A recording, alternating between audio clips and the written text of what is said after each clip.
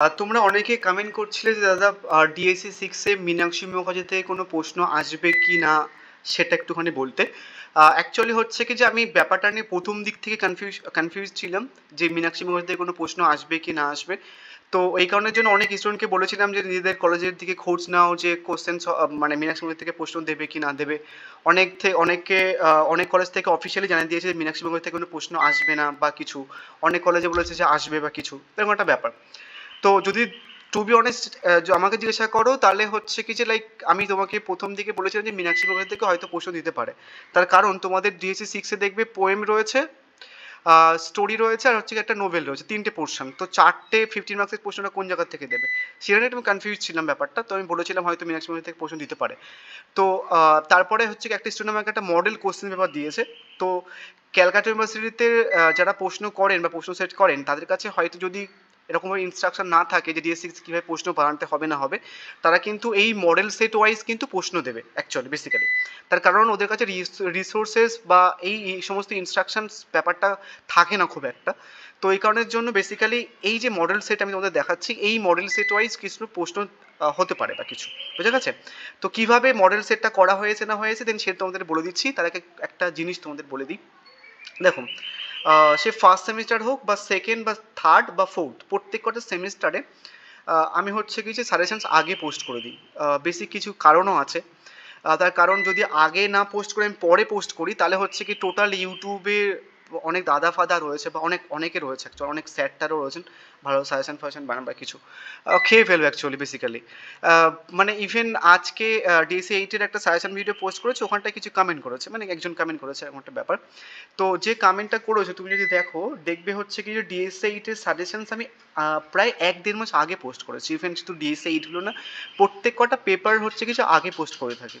Even যে প্রশ্নগুলো আমি আগে রাখি, মানে আগে সাজেশন ভিডিওতে রাখি, সেইগুলো পরপরই রাখি, ঠিক আছে? মানে আর চেঞ্জ করি না, অর্ডার চেঞ্জ করি না, বা যেরকমভাবে রাখা আছে ঠিক সেইভাবে রাখি। বেসিক্যালি খুব একটা আমি চেঞ্জ করি না।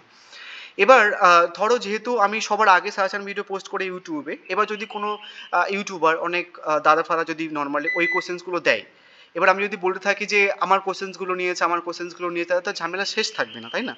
আমি আগে সাজেশন ভিডিও পোস্ট করেছি, ওই কোশ্চেন্সগুলো ছাড়া তো আর নর্মালি সাজেশন বানানো পসিবল নয়, তার কারণ ওগুলো ইম্পর্টেন্ট প্রশ্ন, ওগুলো বা ছাড়া সাজেশন বানানো পসিবল নয়।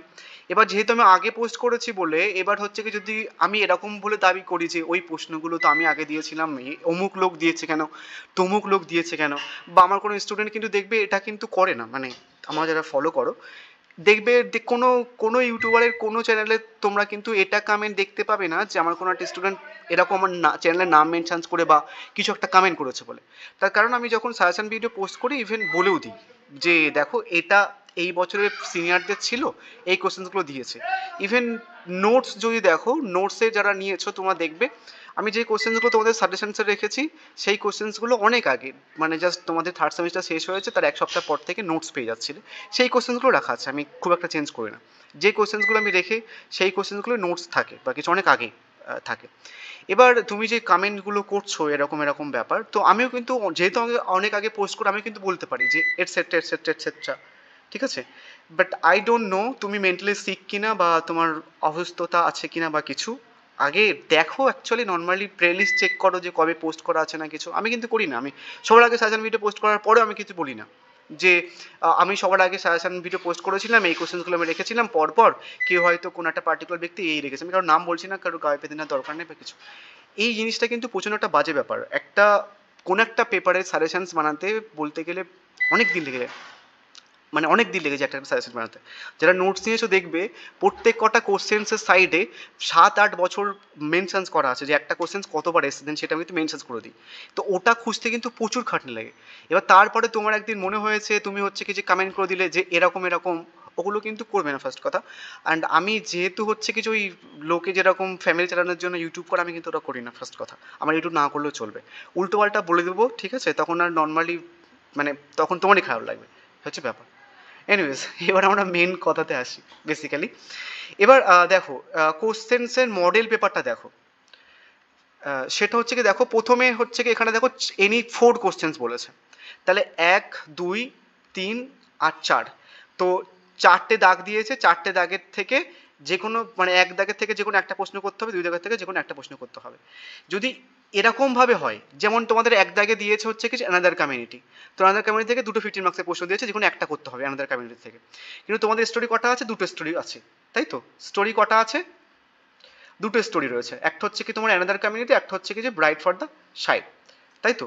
এবার অ্যানাদার কমিউনিটি থেকে প্রশ্ন দিয়েছে, এবার তুমি তো জানো না যে অ্যানাদার কমিউনিটি থেকে প্রশ্ন দেবে নাকি ব্রাইড ফর দ্য সাইড থেকে দেবে, তার মানে হচ্ছে কি তোমাকে দুটো স্টোরি দুটোই করতে হবে এখান থেকে।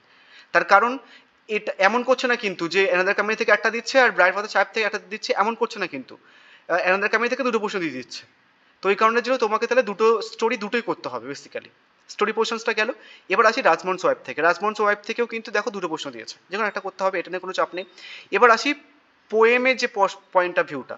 তোমাদের কটা পোয়েম আছে? তিনটে পোয়েম আছে, ঠিক আছে? টুয়েল লেডি আছে, আওয়ার ক্যাজুয়াল ট্রি রয়েছে, আর এন্টারপ্রাইজ রয়েছে। তো এবার দেখো প্রথমের প্রশ্ন, তিন দিকের প্রশ্নটা, দুটো প্রশ্ন আমার ক্যাজুয়াল ট্রি থেকে দিয়েছে, এবং পরের দাগে চার দিকের প্রশ্নটা দিয়েছে এন্টারপ্রাইজ থেকে। তার মানে কি তোমাকে তাহলে তিনটে পোয়েম তিনটেই করতে হবে বেসিক্যালি।